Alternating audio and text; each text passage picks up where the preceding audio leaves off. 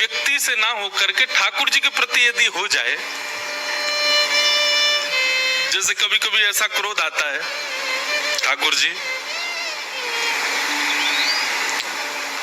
हम पूतना से तो बढ़िया ही हैं, इतने बुरे तो नहीं है जितनी बुरी पूतना थी। आपको विष दे करके मारने आई थी, भैया हेलीकॉप्टर बंदी करे यार।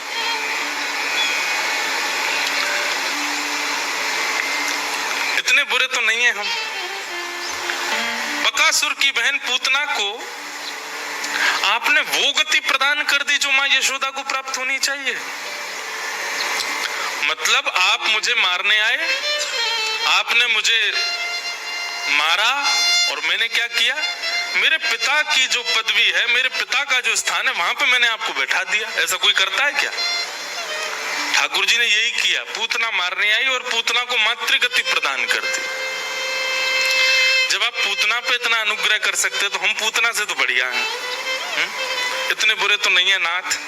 ठीक है, भले ही रूखी सूखी रोटी का भोग लगा देते हैं, सब्जी में नमक ज्यादा कर देते हैं, कभी कभी अपने स्वाद के लिए भोजन बना के आपको पधरा देते हैं, पिज्जा बर्गर का भी भोग लग जाता है ठाकुर जी को। एक बात बताएं, हमारे सेवा प्रणाली में जिस पदार्थ का स्वरूप सुंदर नहीं है उसका भी भोग निषेध है ठाकुर जी को।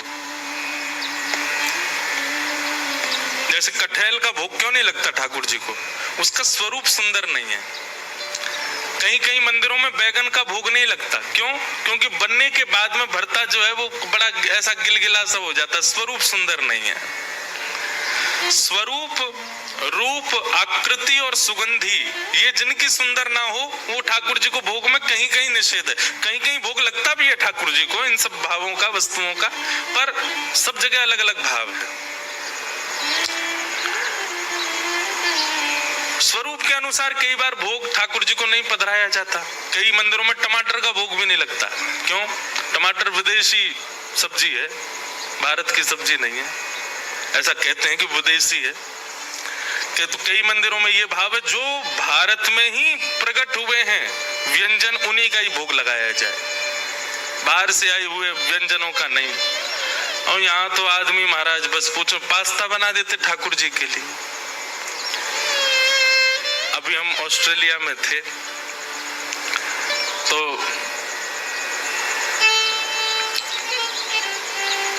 एकादशी के दिन व्रत वाला पास्ता ठाकुर जी को वहां बनाया। महाराज जी व्रत वाला है। मैंने काय का है? कूटू का है क्या? कूटू का पास्ता। अब ये पता है क्या है, तो जो लोग करते हैं उनको कोई ऐसा नहीं कि उनकी मैं निंदा कर रहा हूँ, बुरा भी नहीं माने। कलयुग है भाई, इतना कर रहे हो यही बहुत है। भगवान नहीं करे कभी। आजकल वो भी एक नाम चलता है ना, कबाब, बोलने में ही विचित्र लगता है, उसमें भी वेज जोड़ देते हैं लोग आगे। वो समय दूर नहीं, आगामी 10-15 साल बाद वो भी बनेगा एकादशी वाला कबाब, वेज बिरयानी। चावल कोई थोड़ा बहुत कर देते हैं, उसका नाम बदल दिया। हे नाथ, ठाकुर जी कभी कभी सोचते तो होंगे, भाई तू काय को कर रहा है एकादशी? कुछ जरूरी थोड़े, ऐसा तो नहीं कि तेरे करने से ही मैं प्रकट होऊंगा। मत करे, इससे बढ़िया तो खा, बढ़िया प्रेम से रोटी खा ले। काय को बना रहा है भाई एकादशी वाला सब सामान?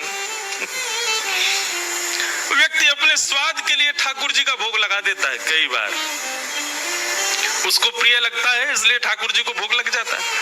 और महाराज हम कहाँ गए, जहां हम बैठे हैं, महादेव की भूमि, इनके नाम पे तो महाराज क्या क्या करते हैं लोग।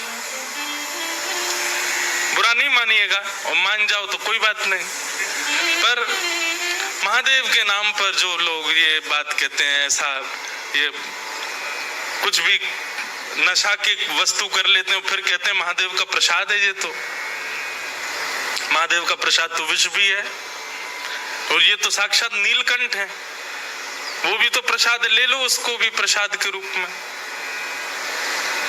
क्यों हम लोग देवताओं का नाम आश्रय लेकर के और अपने स्वाद के लिए, अपनी इच्छाओं के लिए, अपने व्यसन के लिए हम देवताओं का नाम लेकर के क्रियाओं को कर देते हैं।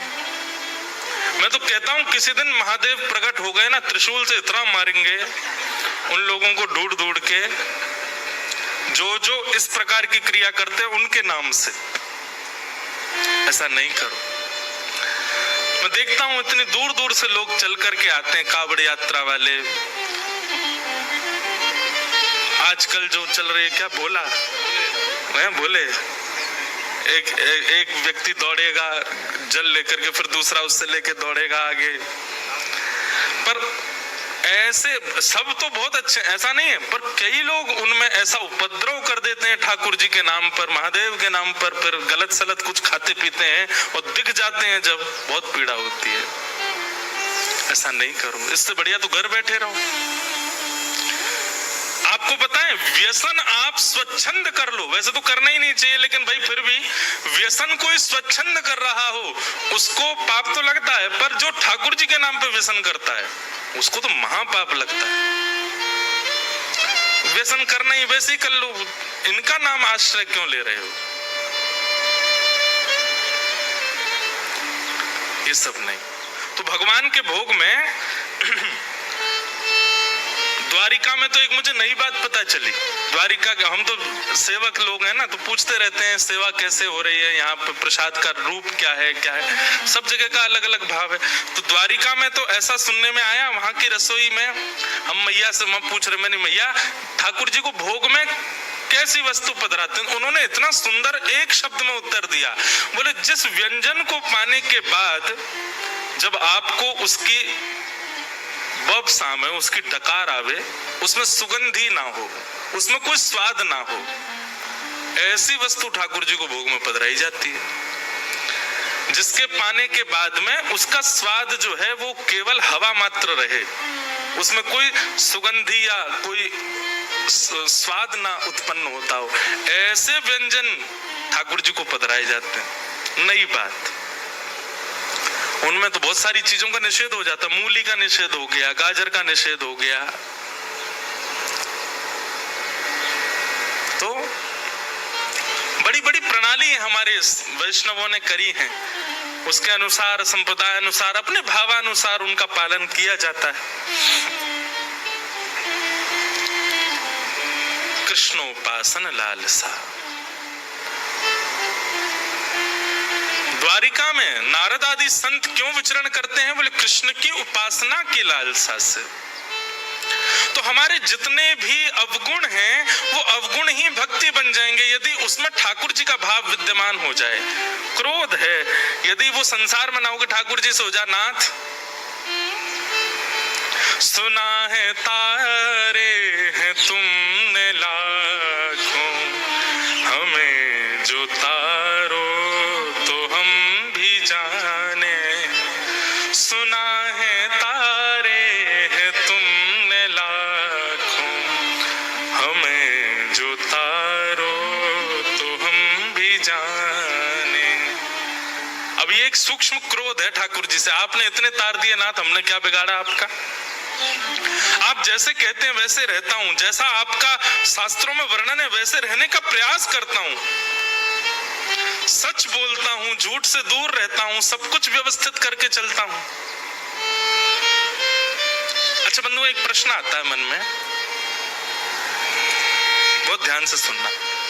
हमको भी 1 महीना बाद माइक मिला है ना, आज हम 1 महीना से सबसे ज्यादा याद आई मुझे व्यासपीठ की। इतना स्मरण हो रहा था कब बैठूं कब कुछ सुनाऊं, वहां पे भी सुनाता था, करने तो आराम गया था, 2 दिन में ही आराम हो गया मेरा, तीसरे दिन से यूं लगे अब तो आराम, अब तो नींद ही नहीं आ रही, क्या करें। तो हमने छोटे छोटे मीट एंड ग्रीट रखे, कथा तो अकेले थोड़ी, पूरी टीम यही थी, हम अकेले कैसे कथा करें। तो लोग बागों को बोल देते थे हाँ भाई यहाँ रुके, आ जाओ, इतनी भीड़ आती, उनके बीच में बैठ के थोड़ी बहुत देर सत्संग करते। एक दिन एक बालक ने वहां पर एक प्रश्न किया और उससे इतना सुंदर भाव ठाकुर जी ने प्रेरणा देकर के उत्तर दिलाया। अधिकतर लोगों के मन में ये प्रश्न होता है महाराज जी, व्यसन करने वाले, उल्टे सीधे काम करने वाले लोग कभी कभी ज्यादा सुखी दिखाई देते हैं, भक्ति पथ पर चलने वाले, यम नियम आसन प्रत्याहार ध्यान धारणा समाधि का पालन करने वाले, जप करने वाले, बिना प्याज लहसुन का प्रसाद पाने वाले, रात्रि जल्दी सो जाने वाले, सत्य का आचरण करने वाले लोग कभी कभी दुखी दिखते हैं। भगवत आराधन करने वाले लोगों के जीवन में कभी कभी संकट ज्यादा दिखाई देते हैं, कष्ट ज्यादा दिखाई देते हैं, और व्यसनी पामर जीव कभी कभी बड़े प्रसन्न दिखते हैं। ऐसा क्यों? इसका भगवत कृपा से एक उत्तर मन में आया, बहुत ध्यान से सुनना। सीधी बात है, जिसके घर में रहते हो, जिसके देश में रहते हो, जिसके नगर में रहते हो, यदि उसके बनाए नियमों का पालन नहीं करोगे तो दुखी रहोगे। हम लोग कलयुग में रहते हैं और पालन करते हैं सतयुग का। रहते कहां पर हैं? कलयुग में। और पालन क्या कर रहे हैं? सतयुग का। सुबह जल्दी उठेंगे, बताओ 5 बजे से कथा, आज सॉरी 5:30 बज गए हैं, कल 5 बजे बैठ जाऊंगा मैं, कल आप और जल्दी 4:45 तक आ जाना। आज भी आ ही गए होंगे, हम ही हैं ऐसे, क्या करें। तो आप रहते कलयुग में हो और पालन करते हो सतयुग का। कलयुग को ये बात अच्छी लगेगी? नहीं लग सकती। तो कलयुग क्या करता? अब वो आप पर कुछ प्रहार तो कर नहीं सकता, तो वो क्या करता है? कलयुग का पालन करने वाले लोगों को सुंदर बना करके, सुखी बना करके आपको दिखाता है। कलयुग देख, मांस खाने वाला, मदिरा पीने वाला, उल्टे सीधे काम करने, देख कितना सुखी घूम रहा है, और तू देख राम राम जपता है फिर भी कितना दुखी है। आपके मन में संशय प्रकट होता है, और ये संशय कौन प्रकट करवाता है? कलयुग ही करवाता है, क्योंकि वो आपको छेड़ नहीं सकता, आपसे कुछ कह नहीं सकता, इसलिए वो उन लोगों को सुखी दिखाता है। वो है नहीं सुखी, महादुखी है वो लोग, पर आपको ऐसा दिखवाता है कि देखो मेरे नियमों का पालन करने वाले कितने सुखी, और तुम सबरे सतयुग त्रेता द्वापर का पालन करते हो कितने दुखी हो। और इसी प्रभाव में आकर के कई लोग नाम जप छोड़ देते हैं, कई लोग भक्ति पथ छोड़ देते हैं, कई लोग कथा साधन छोड़ देते हैं। क्यों? वो ज्यादा सुखी हैं। हम भी करके देख ले तो क्या बुराई। लेकिन भैया विचलित मत हो, कलयुग आपको कितना भी प्रभाव दिखावे, आप अपने पथ का त्याग मत करो, आप अपनी निष्ठा का त्याग मत करो, आप अपने नियम का त्याग मत करो, लगे रहो बस अपने क्रम पर। तो ये अवगुण जो है ये कलयुग के रूप में, पर यही अवगुण यदि ठाकुर जी के प्रति प्रस्तुत कर दिए जाएं तो यही गुण बन जाएंगे। क्रोध ठाकुर जी से हो, नाथ सूरदास जी पर आपने कृपा की, भक्तिमती मीराबाई पे आपने कृपा की, इतने सब वैष्णवों पे आपने कृपा की, हम इस योग्य तो नहीं पर हम पे थोड़ी तो करो नाथ। क्रोध, लोभ, लोभ कैसा हो ठाकुर जी के प्रति? यदि पता चल जाए कि वो इतना नाम जप करते हैं तो लोभ जगे, मैं उनसे ज्यादा करूंगा, ये लोभ अब संसार में है तो फिर विषय बन जाता है। ठाकुर जी की भक्ति में आ जाए तो ये प्रेम लक्षणा भक्ति बन जाता है।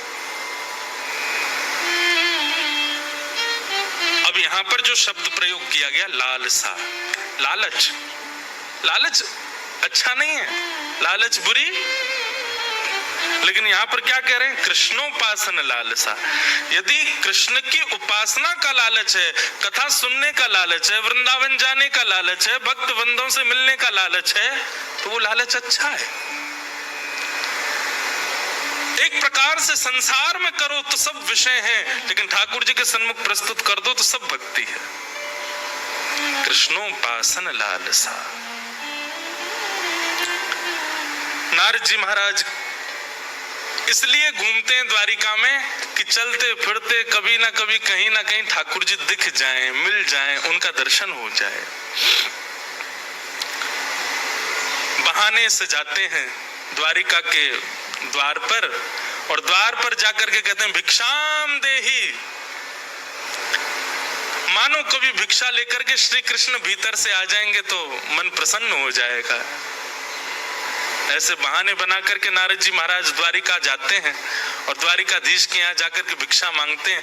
पर कभी तो भिक्षा लेके देवकी मैया आ जाती हैं, कभी लेके बलराम जी आ जाते हैं, कभी रोहिणी मैया आ जाती हैं, कभी वसुदेव जी आ जाते हैं, ठाकुर जी नहीं आते।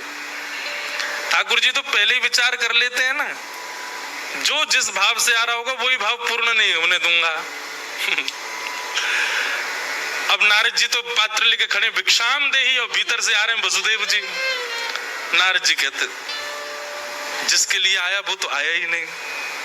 बलराम जी आ जाते कभी भिक्षा लेकर, नारद जी कहते तुम काहे को आ जाते हो, उनको क्यों नहीं भेजते,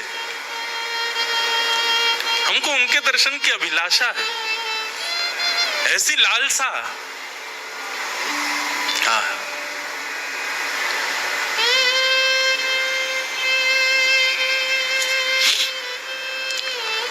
श्री नारद जी आज जब गए भिक्षा लेने के लिए तो वसुदेव जी आए, भगवान श्री कृष्ण के पूज्य पिताजी, और भिक्षा लेकर के जैसे ही आए, भिक्षा देकर के उन्होंने नारद जी के चरण पकड़ लिए। बोले हे नारद जी, मेरे मन में कुछ संशय है, कुछ प्रश्न है, कुछ भाव है, आप मेरे पास बैठो, मुझे आपसे पूछना है। और यहीं से नवयोगेश्वर संवाद प्रारंभ होता है। नारद जी बोले क्या संशय है आपका, बताओ। तो भगवान श्री कृष्ण के पूज्य पिताजी श्री वसुदेव जी कहते हैं, नारद जी, पूरा विश्व जिनको प्राप्त करना चाहता है, पूरा विश्व जिनको भजता है, ऐसे परमात्मा श्री कृष्ण मेरे पुत्र हैं। मैं चाह करके भी उनका भजन नहीं कर पाता, मैं चाह के भी उनकी आराधना नहीं कर पाता, मैं चाह करके भी उनको प्रणाम नहीं कर पाता, क्योंकि वो मेरे पुत्र हैं। तो मैं कैसे उनकी भक्ति करूं, मैं कैसे उनका आराधन करूं, मैं कैसे उनको प्रणाम करूं, मैं कैसे उनका वंदन करूं। कृपा करके आप वैष्णव हो, आप मेरा मार्गदर्शन करो। कैसा प्रश्न है वसुदेव जी का, अपने पुत्र को भजना चाहते हैं, वो प्रश्न कर रहे हैं।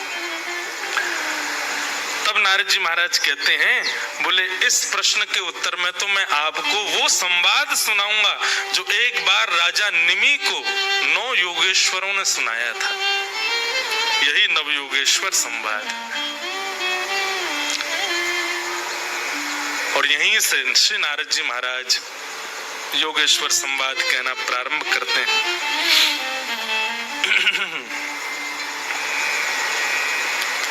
सबसे पहला प्रश्न क्या है, भागवत धर्म किसको कहते हैं, मतलब भक्ति पथ, इसी को भागवत धर्म कहते हैं। और इस भागवत धर्म का अनुसरण करने वाले लोगों के नियम क्या होते हैं, कृपा करके मुझको बताइए।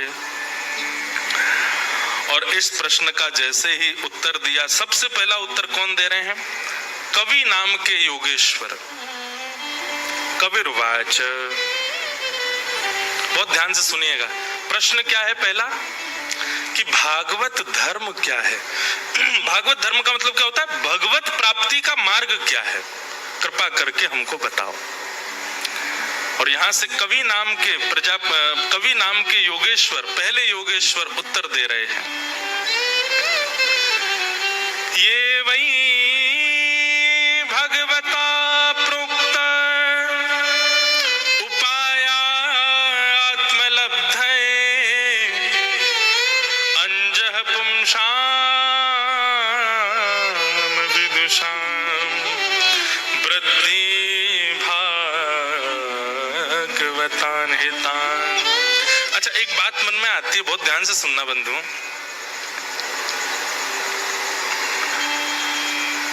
भक्ति में सबसे बड़ी उपलब्धि क्या है, श्री कृष्ण की प्राप्ति सबसे बड़ी उपलब्धि है?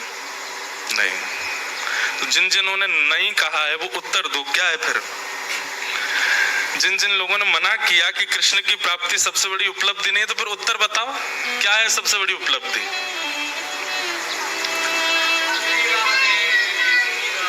क्या कह रहे हैं?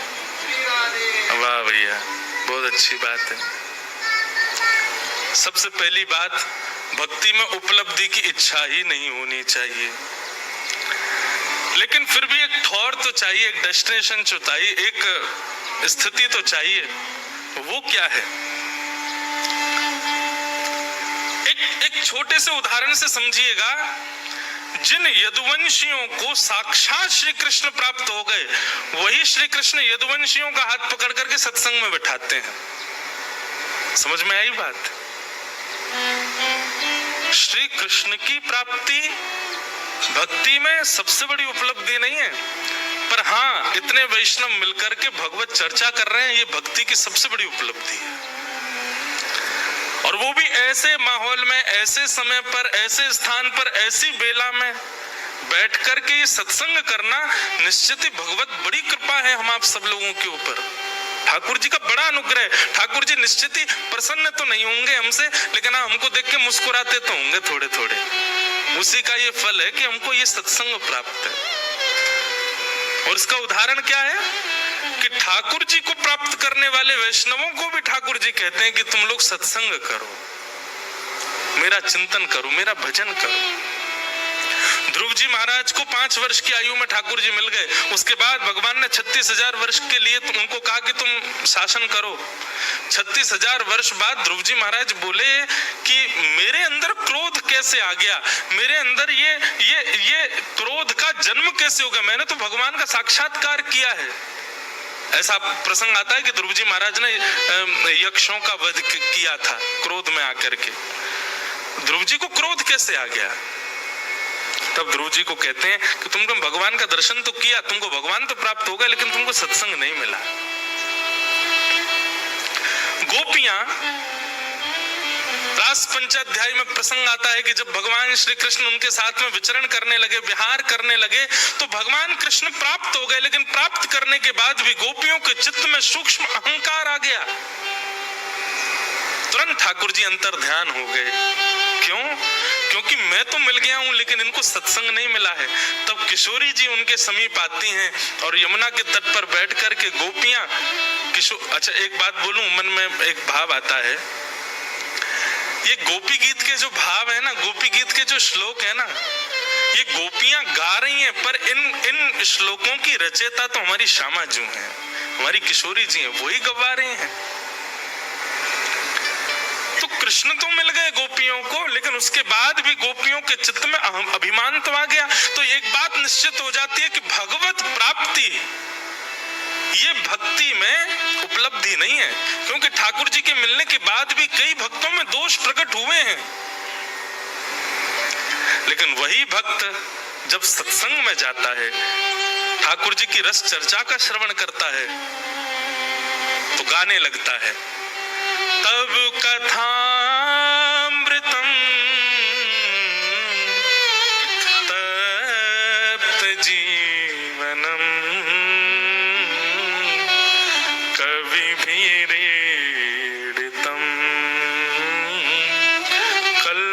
कल्मषापहम श्रवणमंगलम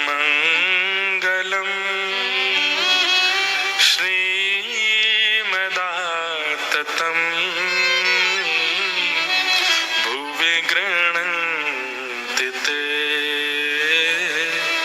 भूरिदा जनाः। वास्तव में गोपी गीत में जब ये वाला श्लोक आता है ना, तभी ठाकुर जी तैयारी बना लेते हैं, अब मुझे इनसे पुनः मिलना है। क्यों? क्योंकि कथा के प्रति, सत्संग के प्रति इनकी रुचि दिख रही है। ठाकुर जी जब देख लेते हैं कि भाई इसमें सारे गुण हैं, खूब जप करता है, खूब तप करता है, यज्ञ करता है, अनुष्ठान करता है, तिलक स्वरूप करता है, पर कथा में इसकी रुचि नहीं है, तो ठाकुर जी कहीं ना कहीं अपने आप को दूर ही रखते हैं। लेकिन बाकी के साधनों में इतनी रुचि नहीं है, कथा श्रवण में बड़ी रुचि है। तो ठाकुर जी पहले ही आड़े आ जाते हैं, बोले इसको दर्शन तो मुझे देना, सत्संग इतना प्रिय। क्योंकि ठाकुर जी जानते हैं कि सत्संग ही वैष्णव का शुद्ध निर्माण करता है। गैर सत्संगी व्यक्ति कितने भी नियम साधन करता हो, उसके अंदर अपराध रहेगा ही रहेगा, लेकिन सत्संगी व्यक्ति अपराध विमुक्त हो जाता है, क्योंकि सत्संग बता देता है, बोध करा देता है क्या सही, क्या गलत, क्या उचित, क्या अनुचित।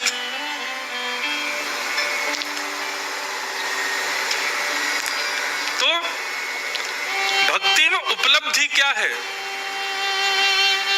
आप रात्रि में सो रहे हैं और नींद नहीं आई, तो नींद ना आने पर आप सोशल मीडिया नहीं देख रहे हो, नींद ना आने पर आप YouTube पर जाते हो, किसी अच्छे रसिक जन की सुंदर वाणी चला करके उसको श्रवण करने लगते हो। ऋषिकेश से दिल्ली की ड्राइव कर रहे हैं तो गाड़ी में कोई भद्दे गीत ना चला करके किसी भगवत रसिक की वाणी सुनते हुए जा रहे हो। अपने समय में, अपने जीवन में, अपने दिन में एक क्षण का भी अवकाश जब मिलता है, एक क्षण के लिए भी जब आप खाली होते हो, उस क्षण में आप अपनी इंद्रिय विषयों की तरफ ना जाकर के भगवत वार्ता को प्रायोरिटी देने लग जाओ तो समझ जाना अब भगवत उपलब्धि प्राप्त हो रही है। अब आप भक्ति के पथ पर अग्रसित हो गए हो। एक प्रकार से ये कह दूं तो जैसे पथ पर चलते हैं तो माइलस्टोन आते हैं ना, इतनी दूरी और रह गई, इतनी दूरी और रह गई। जब ऐसी स्थिति हो जाए कि आप नींद ना आने पर मार्ग पर चलते हुए अपने दिन के अवकाश में सत्संग को प्रायोरिटी देते तो आप पहला माइलस्टोन पार कर चुके हो, अब ठाकुर जी के और समीप आ चुके हो। वही बात यहां पर कह रहे हैं, भगवतः प्रोक्तः उपाय आत्मलब्धये अंजः पुंसाम विदुषाम वृद्धिम भागवतान हितान। निमि राजा ने प्रश्न किया कि भागवत धर्म क्या है, और कवि नाम के योगेश्वर कहते हैं कि ठाकुर जी के द्वारा बताई गई जो वाणियां हैं, ठाकुर जी के द्वारा कहे गए जो प्रसंग हैं, उन प्रसंगों पर अमल करके उनका जीवन में पालन करना और नेत्र बंद करके ठाकुर जी ने जो कह दिया उसको करने लग जाना, यही भागवत धर्म है। उस पर किंतु परंतु प्रश्न चिन्ह नहीं है। ठाकुर जी यदि अपने प्रवचन में कह रहे हैं गीता में, कर्मण्येवाधिकारस्ते मा फलेषु कदाचन, हे अर्जुन तुम्हारा अधिकार केवल कर्म पर है, फल की चिंता मत करो, फल देने का अधिकार मेरा है, तो इसका पालन होना चाहिए कि फल की चिंता मत करो, ठाकुर जी देखेंगे, हम बस कर्म करें। भगवान यदि अपने प्रवचन में कह रहे हैं कि ये अपराध है, ये पाप है, ये दोष है, तो निरंतर उनका ध्यान करके वो ना करना और जो ठाकुर जी की आज्ञा है उस पर नेत्र बंद करके चलने लग जाना, यही भागवत धर्म है। बंधुओं, भक्ति में सबसे ज्यादा आवश्यक यदि कुछ है तो वो है विश्वास, अटूट विश्वास।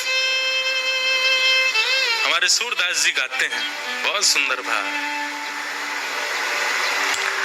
भरोसो दृढ़ इन चरणन केरो, भरोसो दृढ़ इन चरणन केरो, भरोसो दृढ़ इन चरणन केरो, भरोसो दृढ़ इन चरणन। भैया 4 दिन के लिए आप सब लोग ही हमारे कोरस वाले हो, दक्षिणा के रूप में 11-11 रुपए सबको दूंगा मैं, गाओ मेरे साथ, आप सब हमारे साथ कोरस करो, पीछे पीछे गाओ सुन करके।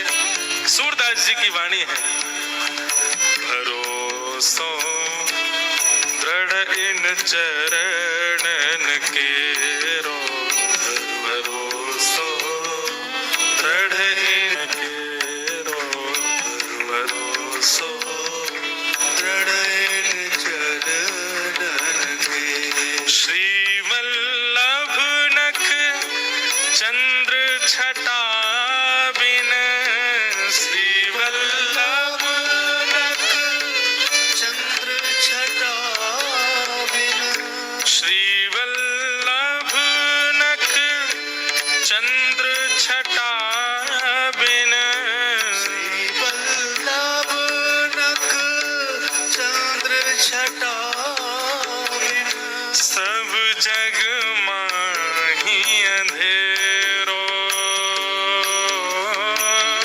सब जग माही अंधेरो, हाँ सब जग माही अंधेरो, सब जग माही अंधेरो। ठाकुर जी के प्रति भरोसा अपने गुरु गुरुदेव के प्रति भरोसा यदि आपका नहीं है तो आप कितने भी नियम साधन कर लो, आपका कल्याण नहीं हो पाएगा।